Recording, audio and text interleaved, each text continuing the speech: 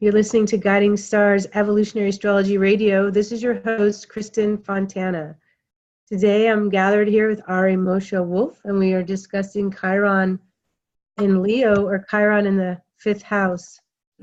As we have been touring through the houses and signs, looking at the Chiron placement.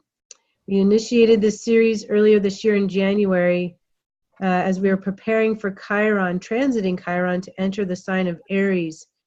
And it's really activated a lot of Chiron energy for all of us as this we initiate this new cycle, this new tour of Chiron through the houses and signs. And certainly with Chiron and Aries, it has ignited things in your own life, perhaps, wounds from the past that you're ready to look at and deal with and address.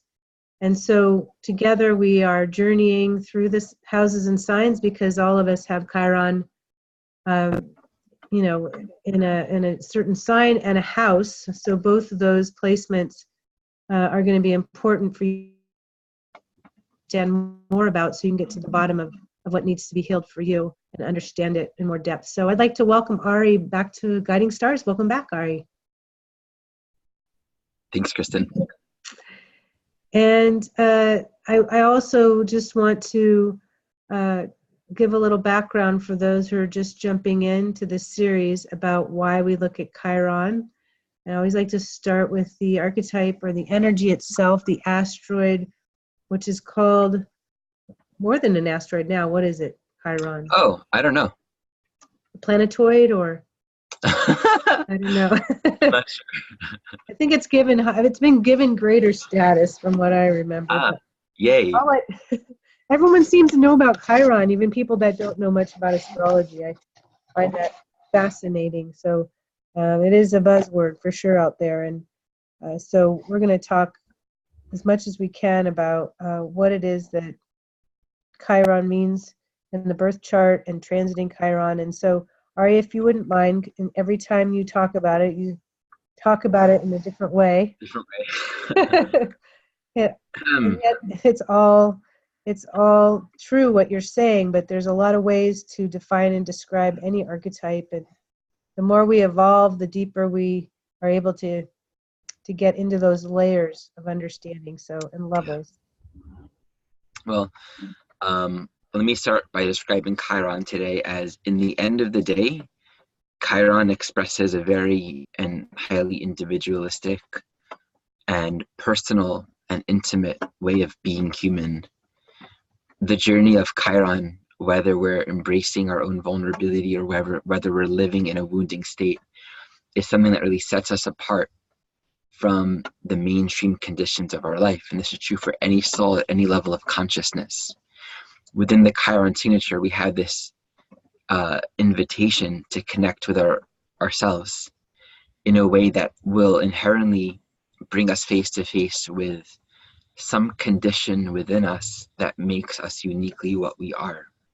And this can often be seen as a disability, a wound, some chronic wrongness inside of us that we can perceive as a place of brokenness within us. Or if we embrace it and we choose to function fully in the present as we are, this unique quality of being brings forth its own medicine. So there can be a unique signature within our own life where we can't maybe do things the way other people do things, physically, mentally, emotionally, physical impairments, deeper psychological impairments or wounds. And as per the nature of a wound, it implies that there was a wounding experience. So there's a memory and there's a resonance with something that has had a deep impact on our own sense of self, ultimately. So embracing that inherently means we're going to move forward in a way that requires an embrace of our unique condition. So what comes forward, what we produce, what we create, is not something that existed before.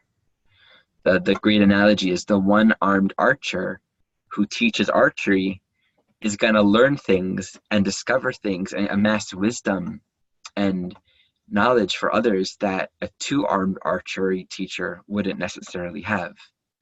So by embracing our condition, but really showing up to give and to serve in our medicine, we bring forward something that never existed. You know, Chiron can also very much be where we create wounding for others, where we perpetuate wounding for ourselves, where we become masochistic. And it really has all to do with embracing this quality of what is inherently unique and different about our own human condition.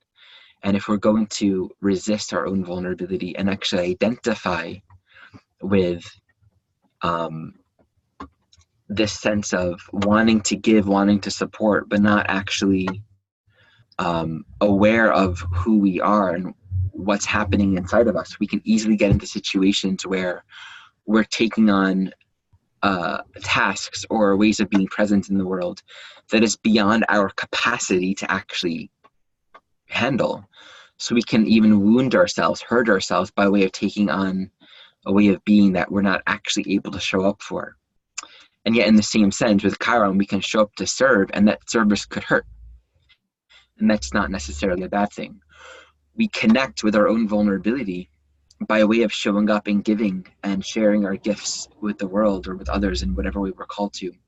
And this service will bring us into relationship to our pain.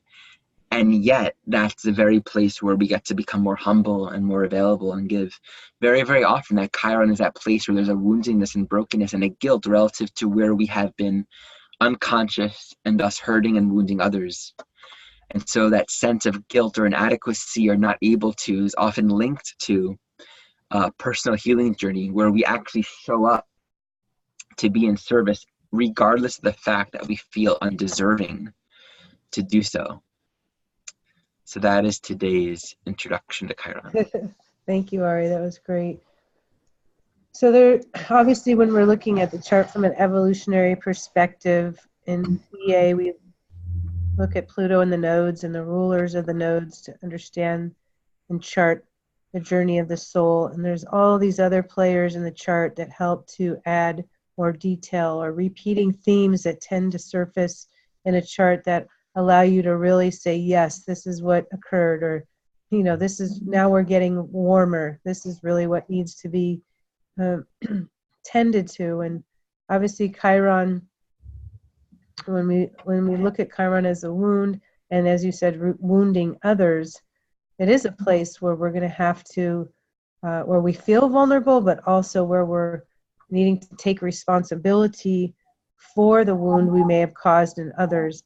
And now we're looking here at this Capricorn Cancer axis, which I find so, we haven't talked about this in the prior shows. Can you hear me? Yeah. The Capricorn Cancer axis, we've got the Cancer archetype, even though it's Chiron and Leo. Okay. Chiron is about needing or being aware of where we're vulnerable, where we've been wounded. And the other side of Chiron, as you shared, is that it can be an area where we've wounded others. And so that polarity to Cancer is Capricorn, taking responsibility for the things, choices we have made that have wounded others. And so here we are in 2019 with the transiting nodes being in Cancer and Capricorn, right? Very much addressing both sides of the spectrum. The need to be vulnerable and the need to take responsibility for the life we've created for ourselves. Mm-hmm. So Chiron is in Aries, it's somewhere in your chart, but when we look at the nodal axis, which is a very big piece of the EA paradigm, then it's all restated within this axis, this transiting axis of what we all need to do personally, collectively, what needs to occur, even the transition of, you know, looking at everything is peaking in terms of patriarchal, the patriarchal ways of the world. They're climaxing essentially. And of course we've got all these women now coming into onto the stage and into these playing fields who want to create more balance, establish more equality, you know, as a, you know, whether you're a minority or a woman, there has been an equality in essence of maybe those wounds in your life have been a result of being or feeling like you're always playing second fiddle or sitting in the back seat or not getting a fair shake. Maybe that's what your wound is about. And this is a time to restore that balance. And I really do feel that knowing where your Chiron placement is will help you understand more fully what that wound is about. And today with Chiron and Leo, of course, we automatically think about the heart chakra, although it means many things in our creative expression. This inherent sense that we have something special to do here, that we came in born with a certain kind of capacity that must be shared. And so that is for those of you who have Chiron in the 5th or in Leo, I know that resonates with you. And if you're not doing what you feel you were built and born to do, it's going to rub until you find what it is. So anyway, just wanted to just realize that with the nodal axis right now, Ari, for us to be discussing Chiron this year and having this nodal axis be so prominent with Pluto and Saturn on the south node, trying to pull away from those things that limit us or pull away from the things that cause us fear. Yeah. What are you afraid of? What is the worst thing that could happen if you allow yourself to be vulnerable? What is the worst thing? And Chiron's going to be squaring the nodes. Pretty much is. It's, approaching that. Yeah. So that's all very much awake right now. It's only going to get more awake. Right. Well, Chiron, it's not quite there yet, but it's on its way for sure. I mean, they're moving in that direction, so it's the energy's building. I think about, and I don't want to digress too much, but I think about January of 2020. In fact, I'm going to pull this up really quickly. When we've got that stellium of planets, yes, right south node, Jupiter, Pluto, Saturn, Sun, Mercury, all in Capricorn. Wow, Chiron would have retrograded back all the way to 1 again. Isn't that amazing? And they'll square then as well. Yeah. Huh? And it's probably definitely squaring the nodes still, right? Right, definitely. And will be all of next year. Well, for a lot of next year, I should say. What time? Yeah. Yeah. So. All right. Well, so let's talk a bit about Chiron and Leo, or Chiron in the 5th house specifically. Great. So you said something really important, which is, if you have Chiron in the 5th house, there's a sense of special purpose. There's something here that you're here to do. And just wanting to start with that, because when we look at the 5th house, we're looking at the energy of, we can say it's like how a child needs to feel like celebrated for being who they are. That there's a natural sense when we're growing up of coming into our own self. And if we're not receiving that kind of reflection where it's like, you're beautiful for being who you are, not because of anything in particular, not because you're better than or doing things in a certain way, but because of who you are. There's an inherent brilliance and beauty to your being. That child has a healthy sense of like, I'm seen, I'm appreciated, I'm special for who I am. And they can have that healthy sense of self.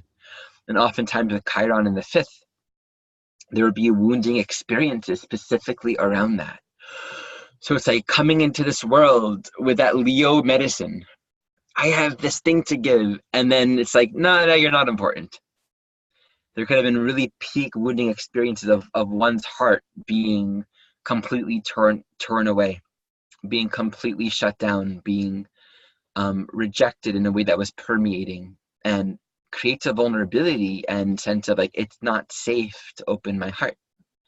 It's not safe to really be seen, to really share myself. So that's for a lot of souls, the Chiron in the 5th house showing up and sharing your gifts. And 5th house is about generosity. Think about the sun. It's just giving. It's all about being stable in our own self-center. And in that stability, in that centeredness, there's a radiance that is just its own quality, it's its own essence. It's not even about what you do. And when in that fifth house energy, when, you know, for any soul, anyone with fifth house Leo stuff anywhere, when that generosity and illumination and light is being shared without agenda, without the need to make sure everyone else likes you, or that you're adored and people are going to respond well, when there's no psychic energy being lost in that, there is so much power in that love, in that light, because it can shine without condition. It can just share, and it's not looking to see if it's being seen. But with Chiron in the fifth house, there can often be such a vulnerability in that, because it's like, how do I know that I'm loved? How do I know that I'm special? How do I know that I'm important? So that can be one taste or one flavor of the wound and the vulnerability of really showing up.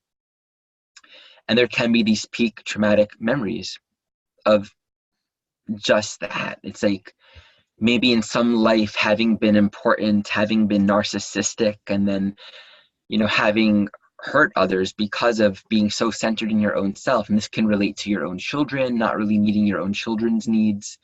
It can relate to relationships or people in your life, or things that you've created, and a role or a way of being in the world where it was all about you, and people shut you off, or people weren't interested in you anymore because you are so self-concerned. And there can be this guilt and this doubt and this uncertainty, like, is it really okay for me to shine? Is it really okay for me to share? Is it really okay to express my affection? And so being connected to that edge of rawness, of vulnerability, while showing up, that's powerful medicine. That's really deep. You know, Chiron can really also relate to a lot of karmic dynamics of children when you put it in the fifth house. And this can go, and I've seen it in so many different directions. It can be, you know, a healing journey that your children are going on. Of course, that's going to reflect something within your own consciousness as well. It can reflect the kind of art that you're creating. So it's like this interesting, you know, teaching that creation is one with creator. So what we create is an expression of our own intelligence as creator, and our own being as creations are expressions of the intelligence of our creator. And so what we're producing, what we're bringing forth, our music, our art, our children, how we relate to our children, how we see them as their own expressions of divinity, they're all reflections of how we relate to our own creative source, our own source within, and how we relate to ourselves as creations and divine children. So we often see with Chiron in the fifth house expressions that are just, of course, very unique, very individualistic, but also can really bring a lot of healing, open people's hearts, bring forth a lot of medicine and vulnerability that comes forward in ways where it's like, if you weren't connected to your own tenderness, you wouldn't create this painting. Oh, I love that. This wouldn't have come forth. This music, these expressions of creation wouldn't have been born. And we know from like the whole world of art and creativity that it's the nuance of our creations and how it speaks to the things that we really can't talk about, to the things that we really can't understand or intellectualize so well. Things that are just so intimate and raw. It's like those who are sharing themselves in that way, it's so appreciated. So if you're listening, thank you. I encourage that forward, because it's really needed. It's appreciated. It's medicine, and it helps all of us. You know, it's something that I was really looking for some charts of an artist, and I do know of one that's not famous, that really paints in this way where immediately you feel an emotion, you feel the pain or you feel the joy, you just feel pure emotion because of the energy. Of course, all artists will say, you know, that their best pieces occurred when they were, heartbroken, or Mhm. musicians writing a ballad that, everybody could relate to. And those things are typically only born when that artist is in that place themselves, right? Uh, Mhm. ecstatic joy as well. It doesn't always have to be heartbreak. But Mhm. I love what you said about if they're not in touch with that, their own tenderness, they wouldn't be able to create that work of art. And Yeah. it's true. Yeah. There's a humbling that comes with Chiron, where we feel insecure, where we feel vulnerable, where we feel humility. It carries that Virgo quality. So, Leo is so much about, you know, the sun being the center of the universe. It's like center stage, um, really what that soul can be very good at. Mhm. But there could be crazy insecurity about being there with Chiron and Leo or the fifth. And we do have a very good example of that coming here We do. today. Ooh. And and so, and really sometimes you can observe this person and their talent, and you're asking yourself, why in the world are you insecure? What, Right. in the world do you have it to be insecure about? Everybody's celebrating your art or your gift, and it's phenomenal. What is it that is creating this, this sort of this weakness in this soul? And of course, it comes from something, some wounding, some form of wounding, or something that soul has been fed in another time, perhaps because we think of Chiron, a soul maybe not feeling good enough, right? So Mhm. even from that soul's perspective, whatever it is they're doing, whether it's performing or painting or what have you, maybe they're just not feeling good enough, Mhm. as good as it is. Yeah. Yeah. So, any other last thoughts before we get into some good chart examples? Um, well, fifth house can also correspond to father, and just the energy of being, being seen, having someone to look up to. Just as much it also it relates to like the stars in our life, the people that are inspiring to us, like celebrities or whatever.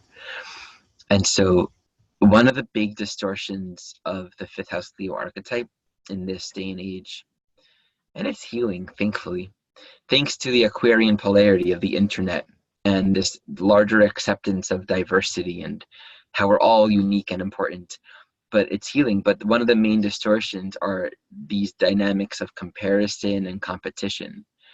Like, it's one of the worst things in the world, in my opinion, that anyone ever thought of a beauty contest, or that anyone ever thought of any kind of like talent competition. It's like, why would you do that? But there can be a lot of wounding around that, where like, famous people, or one of your parents, it doesn't have to be just father, but just like the idea of like, the gem of, being seen, being appreciated, being important, being special, um, the one who is the center of your world and you look up to, and they're looking at you like, oh yeah, you're not as good as that person. Right. Or, here, I'm gonna put you, you can see that's like Chiron and Aries in the fifth house. Soul who from very early on was groomed to be an actor. And oftentimes Aries dynamics would be, early in life. So they're being shown, here, walk this path, you're gonna become Aries fifth house, an icon. Someone that people are looking up to, that thinks are really special and powerful and magnetic. But all of it can be sort of shaped in this energy of creating this image of someone that will be loved and accepted and approved of, but all the while something fundamentally real inside of you not being validated. It's like, put on this wig, wear this makeup, act in this way. And even if it looks really good, it can be so wounding to that soul if their real heart isn't what's being shared and expressed. And that's why it's like you're saying, like you don't always notice the wound in people. We usually don't. I mean, Chiron can literally be like physical, quote unquote, impairments or differences. But more often than not, we just don't see it externally, because especially with the fifth house, the reality that's being presented, which is a very fifth house thing to do, presenting, doesn't necessarily tell the story of what's really going on in the heart, what's really going on inside. And a person can be happy and cheerful and, creating and performing or even raising children or whatever, but it's like there still might be something deep that's wanting to be shared. Yeah, I just thought of something. I know someone who has Chiron in the fifth in Pisces. It's retrograde. Huh? Conjunct Saturn, which we also think of as the father. It's balsamic to that Saturn, and ultimately, this soul is an actor and an artist. And his father passed away due to complications from alcohol. You can see that with the Pisces energy. And, it's sort of in his genes. And this particular soul is so incredibly talented in writing, acting, creating. And as an artist, it's almost like his mind is just exceptional, and his heart is enormous. And he's just like a little kid inside. He's a grown man now, but it's like the Leo is the forever child, right? Inside. And there's always been such a need to be validated, but his father was always sort of invisible or vacant, through the alcohol. He never really, it's almost like not able to, it's like water running through your hands. You can never really grab a hold of that relationship and just wanting that validation from the father, but it really affected his ability to, take it all the way in his creative realm, and then got caught up with the same tripping point himself, And what ends up happening with the Chiron in Pisces in the fifth house, it's like being too sensitive for the soil, and not feeling like it's like all of that capacity totally lost meaning, right? Yeah. Because, it's like this need to search for ultimate meaning, this need to actually feel loved unconditionally through that Pisces archetype. Nothing is more important to a Leo, and by the way, the sun of this soul is in Leo. Nothing is more important than feeling loved or being loved, right? And so to be denied that by a father, to be in search of that, and to try and experience the love of something through the creative process, and still was not enough. Of course, nothing outside of us will ever be enough. And so this pursuit, then meditation and spiritual pursuits and silent retreats, etc. It's been this journey, and a painful one, of just being able to fill that void.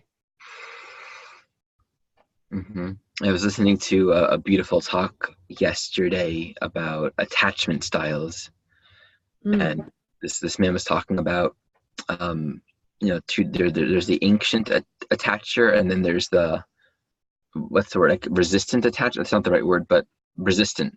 And the ancient attacher basically is going to be attaching because they're always going to need to make sure that they're loved. And that could be also a dynamic with Chiron in the fifth house. That can also cause a lot of pain for other people in your sphere. This endless need, like an endless hole that can never be filled enough with outward validation and approval. So it can also manifest, we talk about fifth houses like romance and things like that and love affairs, but why do we talk about it like that? It's certainly not about relationships per se, but there's this part of us that's going to be attracted to, like, oh, are you going to love me? Are you going to see me? Are you going to celebrate me? But it isn't necessarily going to have any depth to it. So a lot of relationships can be established or formed on the basis of being adored or appreciated and things like that. Uh-huh. And that can create all kinds of issues for people in general. I wanted to share something too. I forgot along those same lines. This particular, a friend of this particular artist told me that when he had had a few drinks is when he created his best like masterpieces. And it was when he was in that state of just being of surrender, where he wasn't attached to what someone was going to think about what he was creating, right? Because he'd had a few drinks. He wasn't sort of in his body anymore, or maybe even a bottle of something. Thinking of Jackson Pollock right now, but that he, it was just all about the inherent gift that he possessed. And it took the alcohol almost to not be looking outside of himself for that validation, for all the creative power and potential to come out. Obviously, it's not a healthy way to proceed, but it would, like anything else when he was sober, would kind of pale in comparison. It was amazing that way. Yeah. Mm. Because you are looking outside of yourself, you're imagining what will people think of what I'm creating. Right. When that's gone and you tap into that inner well, right, where the creativity is endless, boundless, seamless, Chiron and Pisces, retrograde in the 5th, it never runs. Endless. Yep. Oh, are you there? Whether you leave a bottomless well or bottomless pit. I'm here. Yeah, it skipped for a moment. Okay.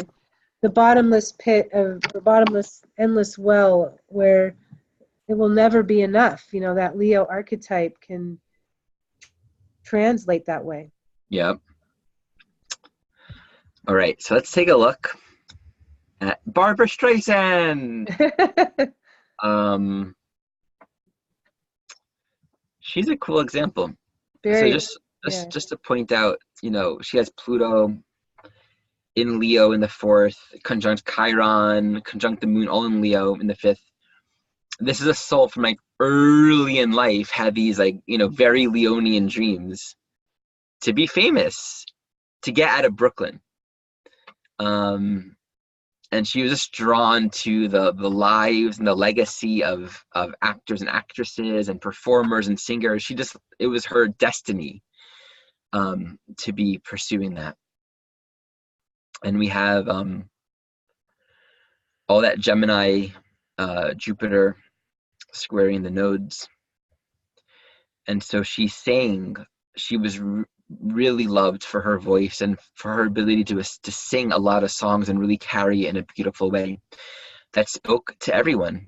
She became a very famous recording artist from early on, and in her early 20s was already on the Late Show with Ed Sullivan several times in just a short period of time, and became a figure that Pisces was related to the masses. And Venus on the South Node in Pisces, this is carrying song and music and beauty and harmony, and it just kind of immediately becomes a universal signature.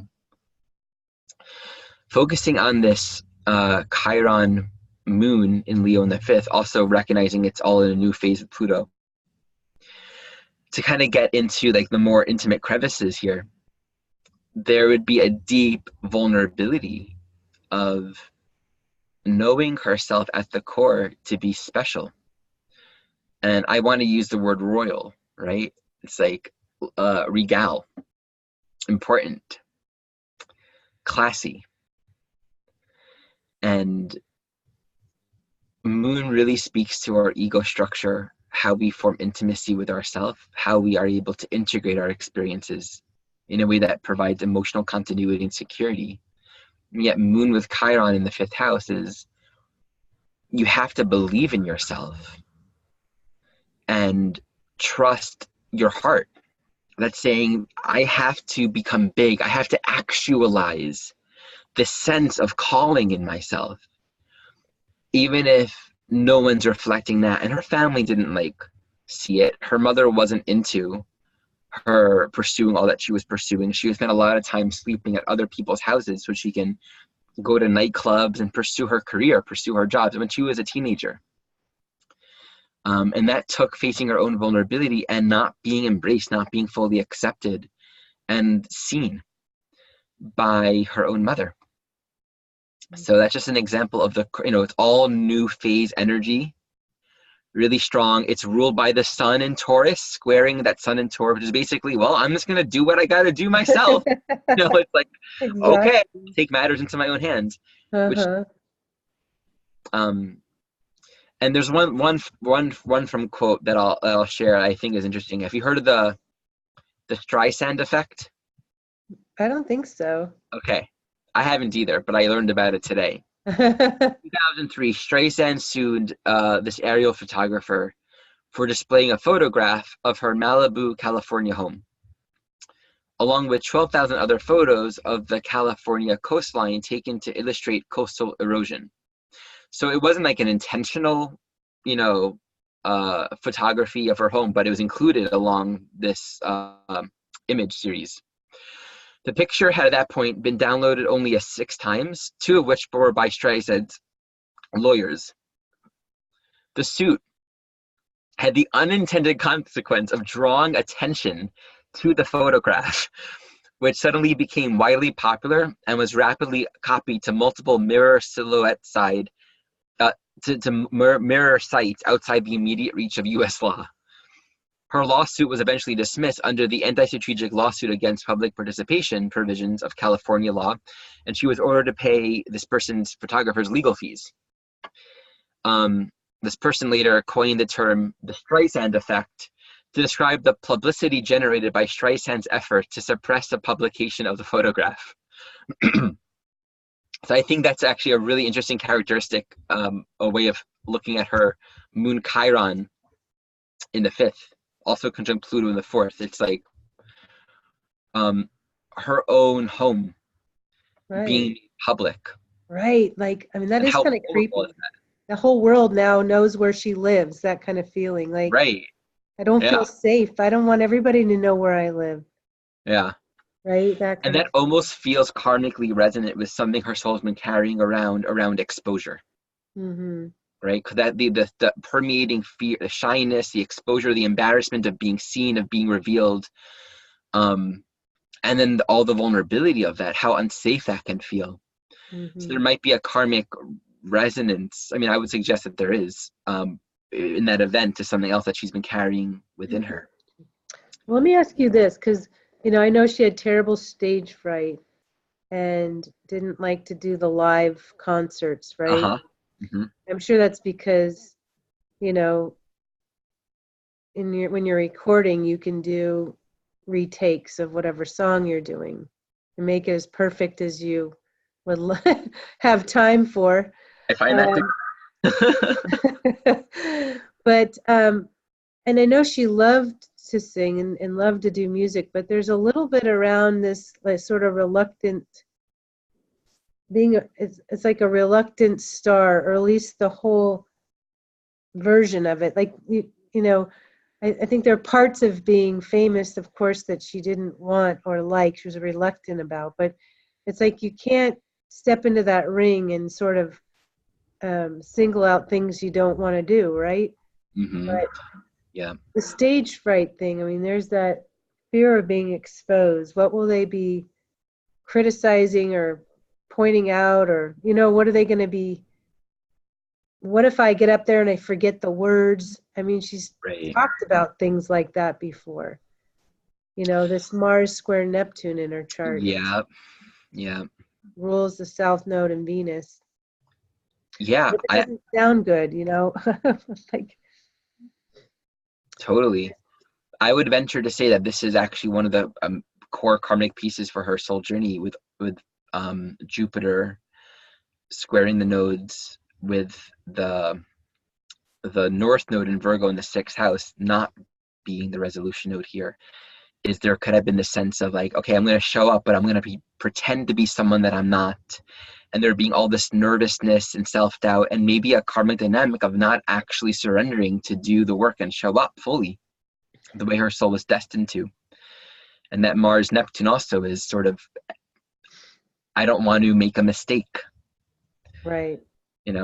So yeah, all the nervousness and then the subsequent duplicity that nervousness creates, which is an unintended effect of it's an unintended procrastination, because it's not really showing up as yourself with the skills and gifts that God gave you.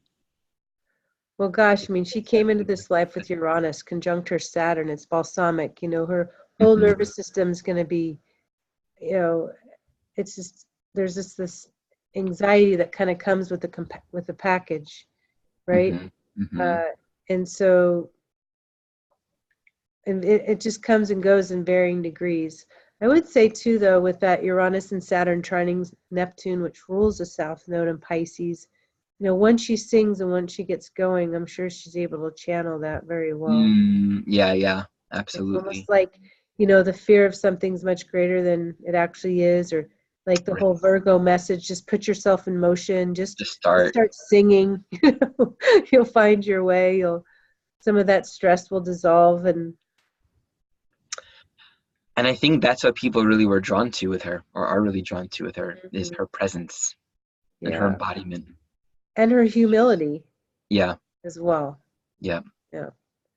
She's world famous. Her voice, her image, everything about her is like its own icon.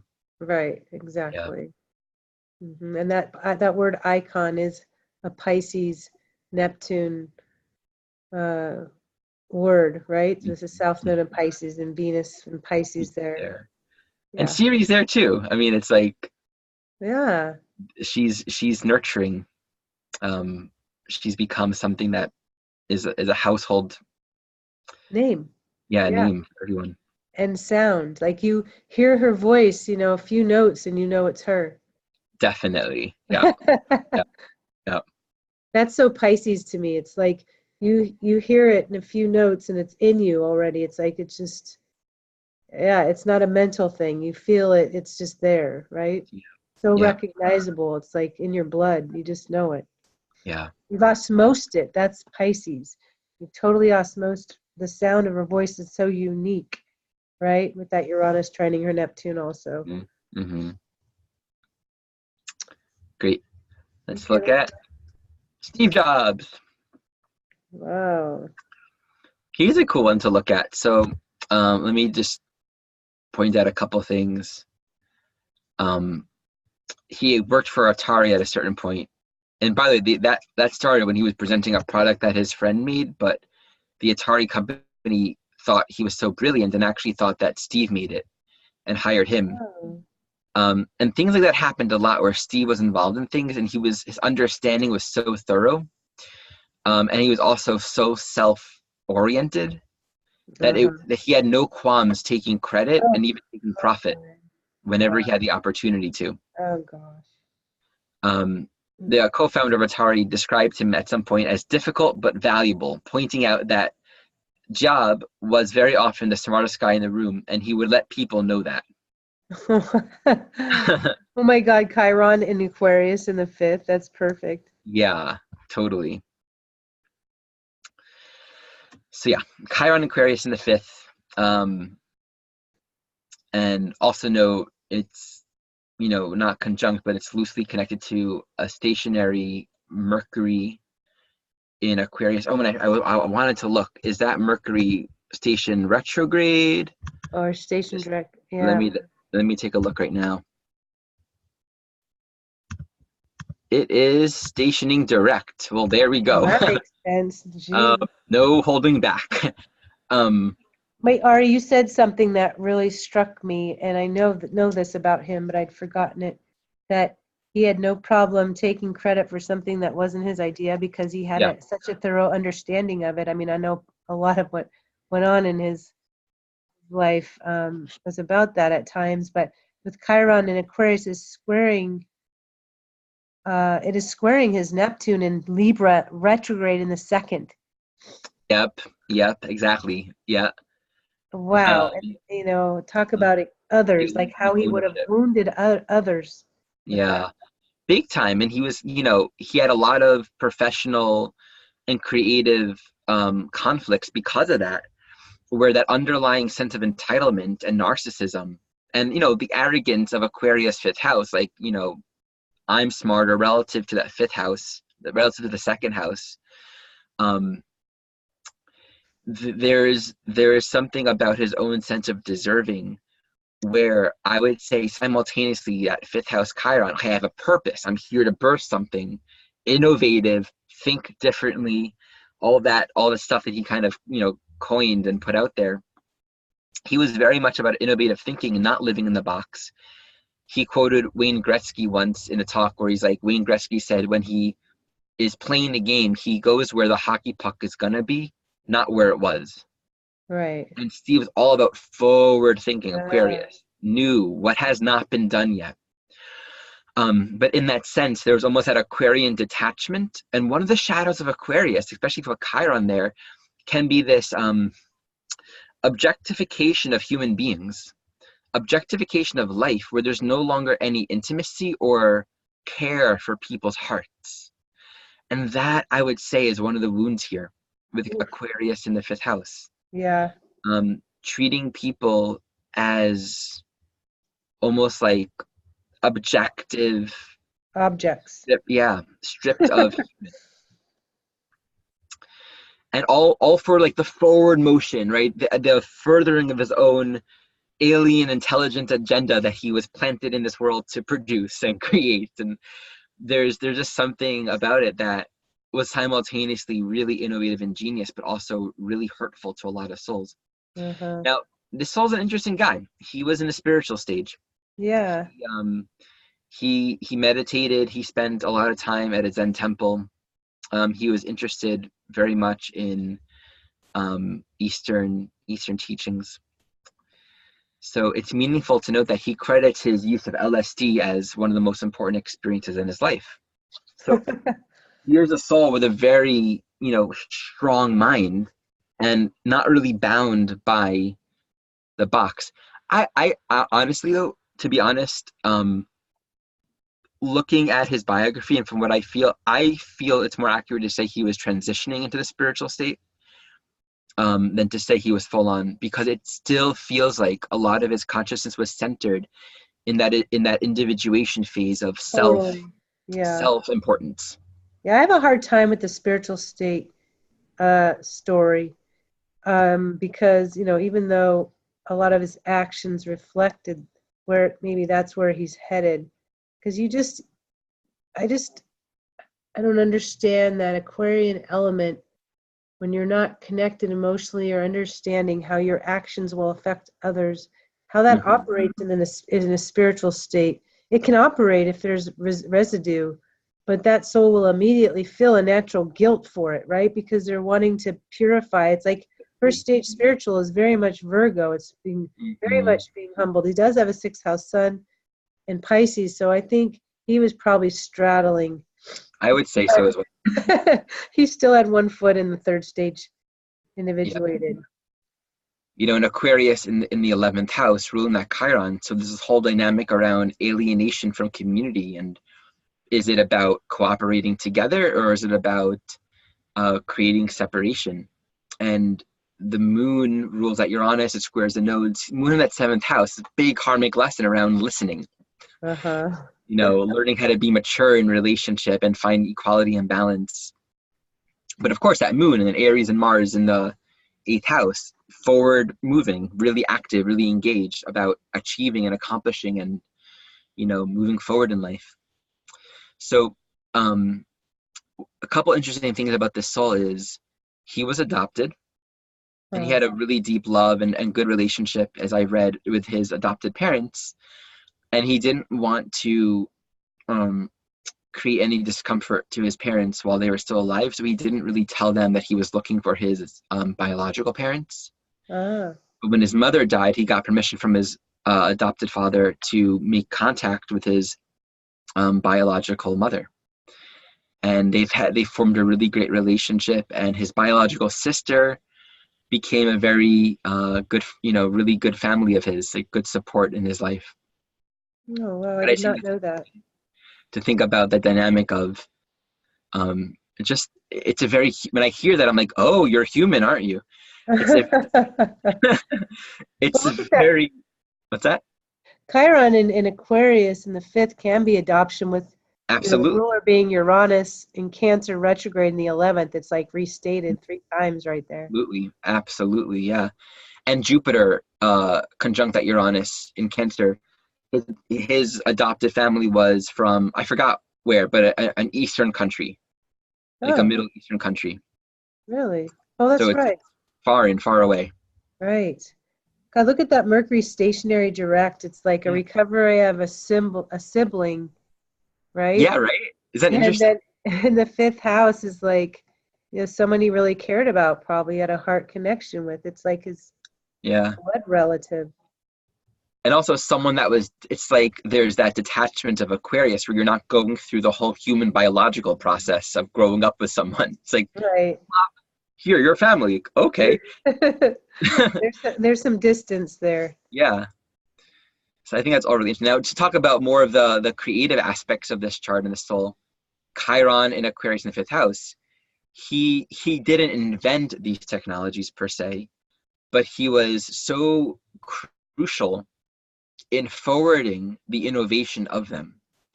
The direction of his own consciousness became a focal point for other people to really mobilize and get together and really crystallize and create a solid product.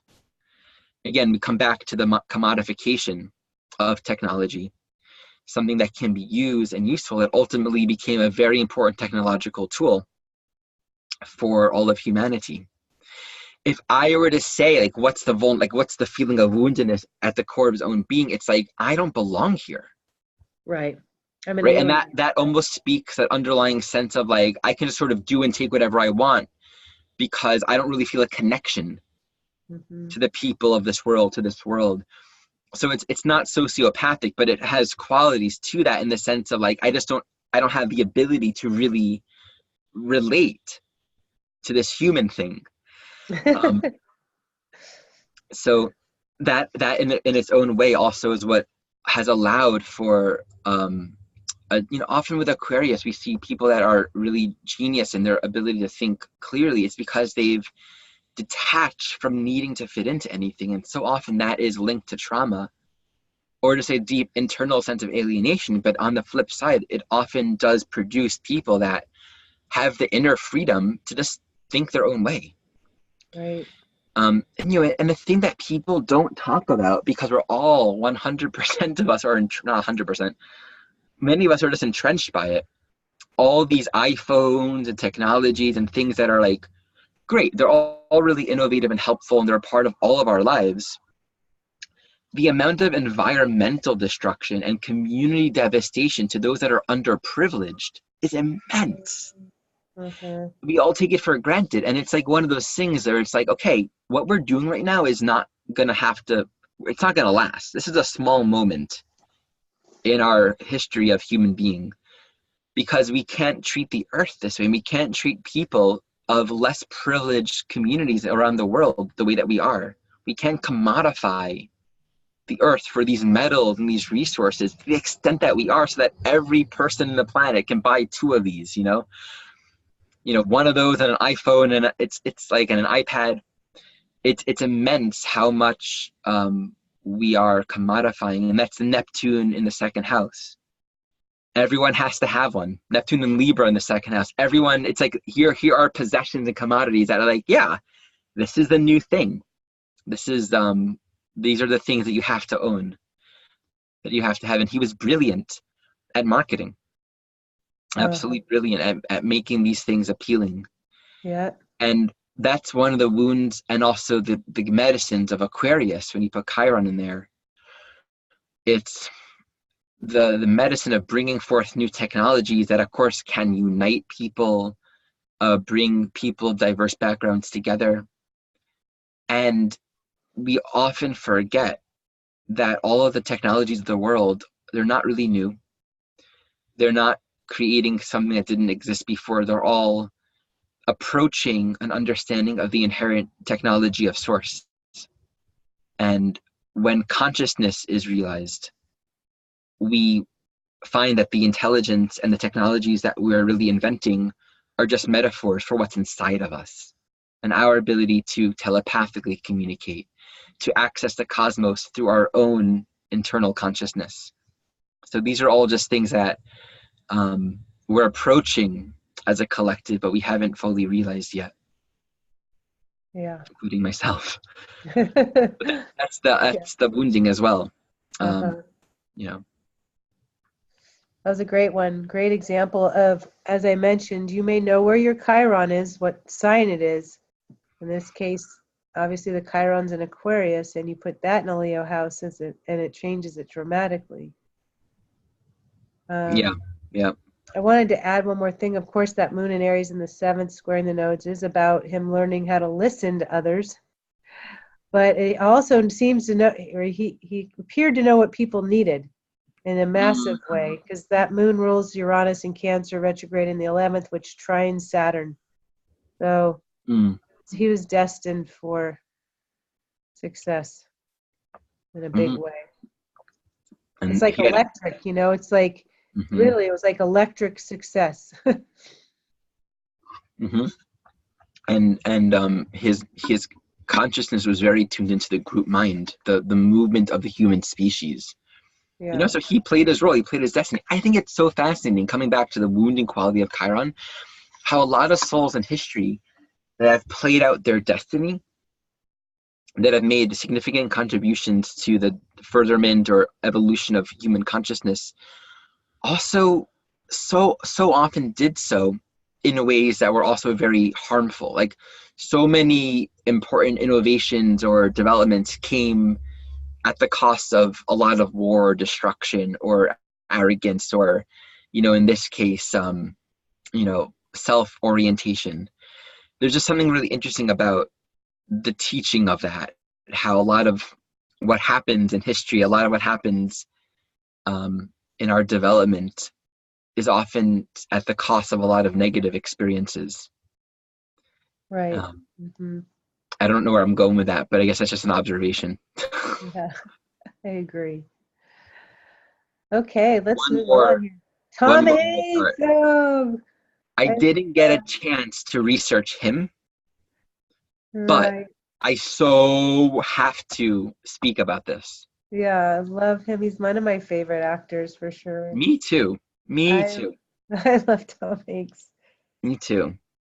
I mean, he's had, I mean, so many great films, so many, but the film Big just completely stood out to me when I saw his chart, because he becomes a little boy again, right? We're talking about Leo being the chart of the child, and this Chiron and Aquarius retrograde in the 5th house. Opposite the moon. Yeah, opposite the moon. And he's, you know, in this movie, he's like the genius kid who knows what all the other want, right? You know? And so they give him this big job to do, and he's just a kid. Just all the different roles he played in Sleepless in Seattle, and then Saving Private Ryan, and what was that one where the pirates took over the ship? I don't know, but there's Castaway and there's Forrest Gump. Oh, Forrest Gump. How could I forget that one? I mean, there's just so many. So many. And so even just to think of some of the roles he's played and how that we find this, right? Like the things that we do, even if we're an actor and actress, like the things that we do in life also reflect our chart, even if we're playing a role, because it's all a role. Right. It's like a role within a role. Gosh, thanks for the reminder. Yeah, right. Thanks. It's good to remember that, indeed. Like, okay. Yeah. So, not who I am, not who we are. The placement of Chiron and Aquarius in the 5th house, opposing the 11th house, just to focus in on Forrest Gump. How the character of Forrest Gump is embodied in those signatures as well. A person who was cast out. Oh, Castaway there. But person who was cast out, who was regarded as different, neurodivergent, was, 11th house Aquarius archetype can also correspond to autism, or just different dynamics where the mind functions in a way that doesn't relate to the consensus group mind of thinking, and might be judged or cast away as dumb or stupid. And yet also Aquarius 11th house is the Fool, like in the tarot deck, the Fool. I don't have any existing beliefs or notions or projections of what I'm supposed to be like. So there's a certain freedom. And Leo 5th house combined with Aquarius 11th house archetype here with Chiron, the character of Forrest Gump. I hope our viewers aren't like, come on, man, this is his chart and you're talking about a character he played, but it's there. He is Forrest Gump became well known, started a social movement just by having an open and innocent heart and being who he was. And such a big part of the story of that character was him embracing his own vulnerability. You know, in Missing Jenny. I'm surprised that I'm remembering this movie so well. So I just, you know, the signatures really speak well for that character. Yeah, I mean, he's already just, you know, he's a Cancer. He's pure emotion. He's got this 12th house Pluto. He already, Mars and Pisces. He's already so inwardly connected to the child, to the innocence of this world, to the underdogs of this world. He can go there in a heartbeat, you know. And this ability to be detached, to objectively take on different roles and identities and personas, and like this, the ability to emotionally inhabit different archetypes. Right. That's that Chiron. That's a moon in the 11th with the Uranus. It's like this brilliant ability to like take on different roles and really become it. And that moon rules that Cancer. But opposing Chiron, I think he's very skilled and has a deep heart intelligence. This ability to really appreciate the underdog, to really appreciate, you know, people that don't fit in, because maybe his soul has experienced that too. And one of the ways that maybe he's integrating that is by playing these roles and inhabiting these roles in life, these characters, where he can actually play out these healing expressions. All of his movies are about healing. Even if it's vulnerable and raw and difficult, they're all about healing. They're all about, right? So like, I feel like he's playing something out in the roles that he's playing. Oh, definitely. Taking on these archetypal expressions. Yeah, he is. He's reaching so many people emotionally with the roles that he chooses. I do think he feels like an outcast in the world that he's in. It seems that way. I mean, after all these years, I have not, you know, seen him change in interviews or anything else. He probably doesn't feel like he fits in that world at all. He doesn't feel like he's not led by, he's got this Virgo rising in Mars in the 6th. There's no way that his ego is leading the way. It's just not. You know, one of my favorite characters is David S. Pumpkins. Do you know that one? Oh my God. Kristin, you have to YouTube it. David, type in Saturday Night Live, David Pumpkins. David Pumpkins? Yeah. Okay. Or David S. The show, right? Okay. It's a skit. Okay, so that's Tom Hanks doing it? Yeah, and you won't really even notice it until, like, if you, like, I didn't know it was Tom Hanks until I read about it.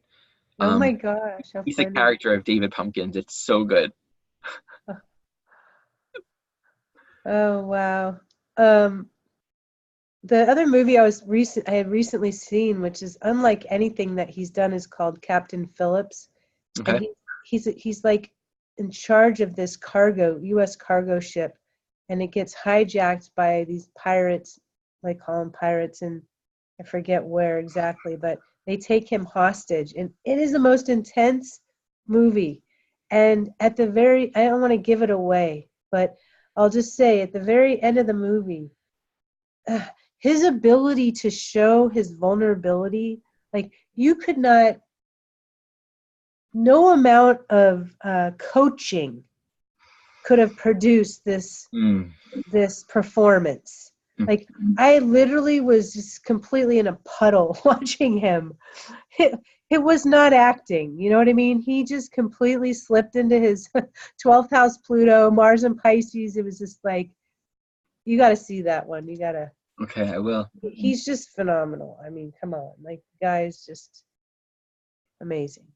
And I like everything from this intense, the Green Mile and Castaway, or this Captain Phillips, to this Sleepless in Seattle, where he's like, the single dad, and he's connecting with Meg Ryan. It's this love story that, you know, you can't help but love. So there's heartbreak. It is a story about heartbreak, right? He loses Jenny and Forrest Gump and Sleepless in Seattle.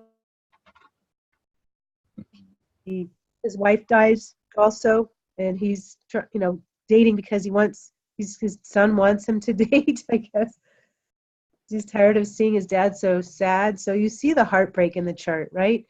Chiron and Aquarius opposing Moon and Leo. It's like in other lifetimes that would have been this experience of this feeling like I'll never love again, you know, or losing yourself in that experience as well. So anyway, excellent examples here today. Thank you, Ari, so much. Thank you. So we're going to be back in a month discussing Chiron in the 6th or Chiron in Virgo. And I just want to thank you again for being on this journey with me, looking at Chiron as such it's a big symbol in your chart. It's an energy we all need to know more about in order to heal ourselves deeply, inwardly, emotionally. And so just remember to weave that into the Pluto paradigm and see how that's playing out with these other signatures in your chart. And if any of you are interested in learning more about evolutionary astrology, we do have a website, schoolofevolutionaryastrology.com, where you can access a message board and read what we've been talking about there, different people asking questions, or you can post questions yourself. And so we encourage you to check that out if you want to learn more about EA. So thanks again, Ari Moshe. Thank you. Until next time, Until next time. namaste.